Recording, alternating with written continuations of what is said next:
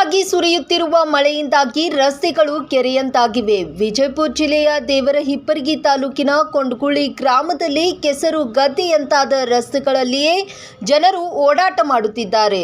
ಇನ್ನು ಊರಿನ ತುಂಬ ಇರುವ ರಸ್ತೆಗಳೆಲ್ಲ ಕೆಸರು ಗದ್ದೆಯಾಗಿದ್ದು ಅಂಥದ್ದರಲ್ಲಿಯೇ ಜನರು ಓಡಾಟ ಮಾಡುತ್ತಾ ಗ್ರಾಮ ಪಂಚಾಯಿತಿ ಸಿಬ್ಬಂದಿಗಳ ವಿರುದ್ಧ ಹಿಡಿಶಾಪ ಹಾಕುತ್ತಿದ್ದಾರೆ.